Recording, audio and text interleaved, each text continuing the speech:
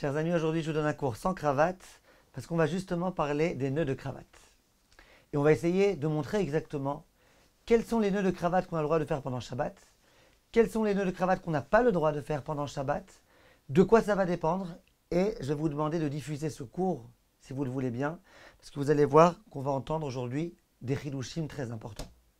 Pour bien comprendre ce cours, les données nécessaires sont celles qui figurent dans le cours où on parle du foulard, du double nœud du foulard, et dans le cours où on parle de la façon de lasser ses chaussures pendant Shabbat. Si tout ça est clair, on peut, Bezrat Hashem, partir à l'aventure. Lorsqu'on vient faire un nœud de cravate, il y a grosso modo deux types de nœuds de cravate qui existent. Je vous les montre. Je vous montre à peu près comment on les fait. Je n'ai pas la prétention de vous apprendre à faire des nœuds de cravate, mais j'aimerais qu'on comprenne exactement quels sont les différents nœuds pour savoir si on a le droit de les faire pendant Shabbat. Le nœud habituel que beaucoup de gens font, c'est ce nœud-là. Donc, je fais ici un espèce de nœud, je rentre la cravate à l'intérieur, je serre un peu, je fais tout un tour, je re-rentre à nouveau à l'intérieur, et ensuite, je rentre la cravate ici, et j'obtiens un nœud. D'accord ? J'obtiens un nœud, je serre ensuite, et j'obtiens un nœud. Ça, c'est un premier nœud de cravate possible et imaginable. Donc, vous le voyez, d'accord ? C'est le nœud rouge. Il y a un deuxième nœud de cravate qui existe, ce qu'on va appeler le nœud de Shabbat. En l'occurrence, c'est la cravate bleue. Comment ce nœud il fonctionne ? Il fonctionne d'une toute autre façon. Je prends la cravate, je fais un tour,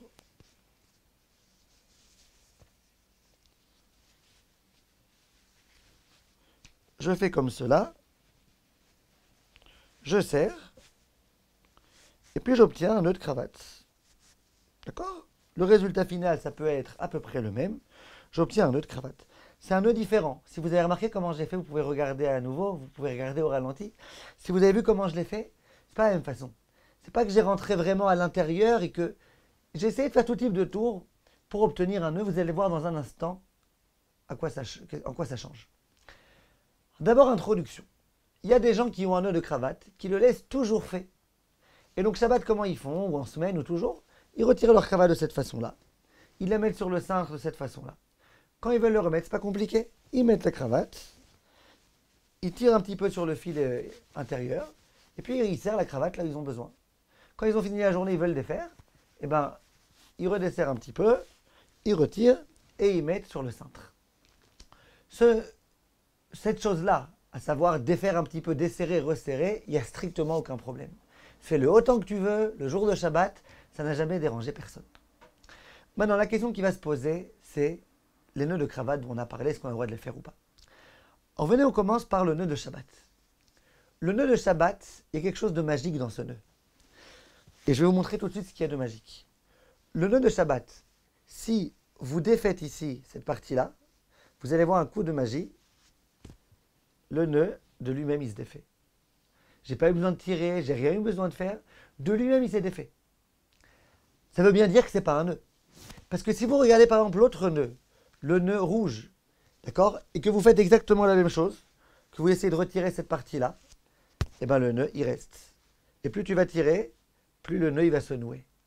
C'est ça la grande différence qu'il y a entre le nœud bleu et le nœud rouge. Moi, je pose une question. Est-ce que le nœud bleu, le nœud de Shabbat, est-ce que j'ai le droit de le faire ? Alors, a priori, on aurait tendance à dire qu'il n'y a aucun problème. À savoir, si je veux faire ce nœud-là, pour le défaire dans les 24 heures. Je le fais par exemple Shabbat matin, pour le défaire Motzei Shabbat. Alors, a priori, il n'y a pas de problème. Et pourquoi il n'y a pas de problème ? Parce que c'est un nœud simple, c'est pas un nœud très compliqué, c'est pas un nœud très fort. Vous voyez bien, il se défait en 2 secondes. Et je veux le défaire dans les 24 heures. Donc tout est résolu. C'est pas un Maaseh Ouman, c'est pas un Kesher Shel Kayama.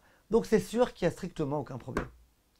Le problème va se poser si je veux faire ce nœud pour une longue durée. Par exemple, je rencontre quelqu'un qui sait bien faire le cravate le jour de Shabbat. Je lui dis, allez, fais-moi ce nœud, comme ça je le garde pour toujours. Alors la question, ça va être de savoir, est-ce que c'est un problème ou pas ? Si je considère que ce n'est pas un nœud du tout, ça ne s'appelle pas un nœud, ben je peux le faire même pour plus que 24 heures, parce que ce n'est pas un nœud. Tout le problème de nouer pendant Shabbat, c'est quand c'est un nœud. Mais si je considère que c'est un nœud, ce sera un problème. Viennent le Rav Shlomo Zalman Auerbach et d'autres décisionnaires et disent, écoute, c'est pas conseillé de faire ce nœud-là si tu veux le faire pour plus que 24 heures. Ou pour Rav Ovadia, plus que 7 jours. Pourquoi? Parce que c'est vrai que ce nœud-là, c'est pas vraiment un nœud. C'est vrai, tu tournes un petit peu en tous les sens et tu obtiens quelque chose. Mais il n'empêche que c'est pas pire qu'un nœud de lacet. Vous vous rappelez du lacet? Au début, on avait fait un petit quelque chose. Et puis ensuite, on avait fait des rosettes. Et on avait dit que c'était pas évident que c'est permis si tu veux le faire pour une très longue durée. On avait dit que certains autorisent, certains interdisent. Donc, pour ceux qui interdisent de faire des nœuds de lacet pour une longue durée, c'est logique de dire que là aussi ils interdiront. Parce que là aussi, quelque part, il y avait quand même un nœud. Alors, il y avait un nœud qui peut se défaire très facilement, mais il n'empêche que le nœud, avec les petits rafistolages que tu as fait, c'est un nœud. Donc, le nœud bleu, le nœud de Shabbat, si je compte le défaire dans les 24 heures, aucun problème.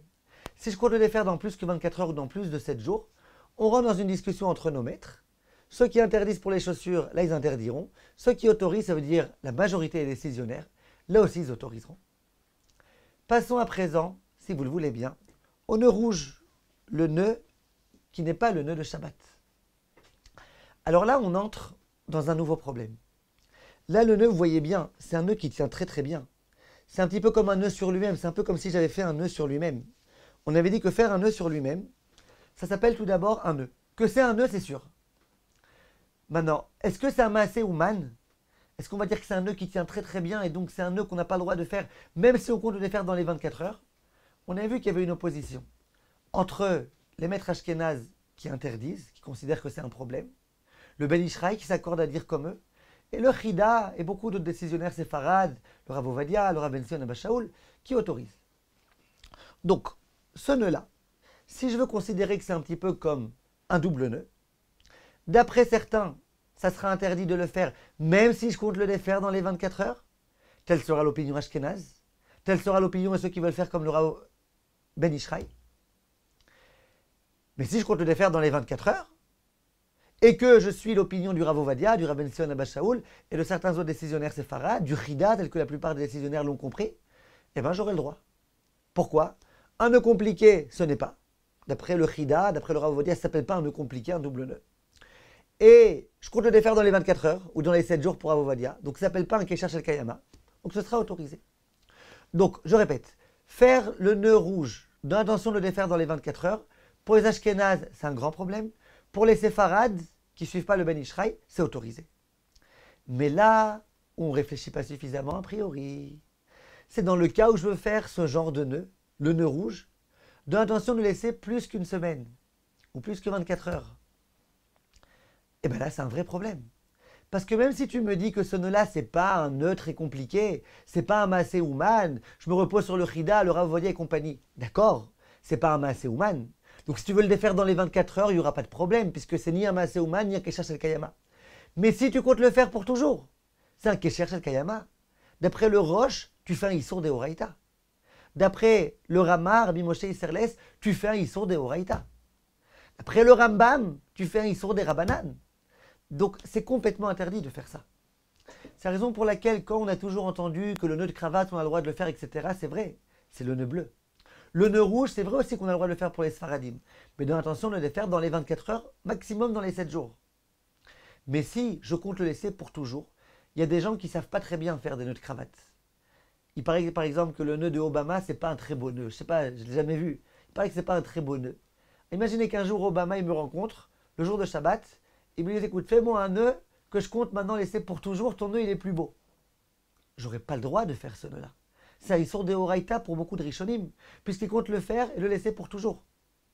Si par contre c'est un nœud qu'on est fait dans les 24 heures, alors là je vous ai dit, d'après les Ashkenazim, ça sera malgré tout un problème, parce que s'il est vrai que c'est pas un Kesher Shel Kayama, un nœud durable, mais c'est un nœud qui est un nœud sophistiqué, un nœud compliqué, un nœud qui tient bien, si je suis l'opinion des décisionnaires séfarades, eh ben ça sera autorisé. Mais dans les 24 heures, pas plus que les 24 heures, s'il vous plaît, mes chers amis, diffusez ça autour de vous, c'est dommage. Il y a trop de Issourim de Horaïta qui sont faits. Merci de votre attention, mes chers amis, et à bientôt.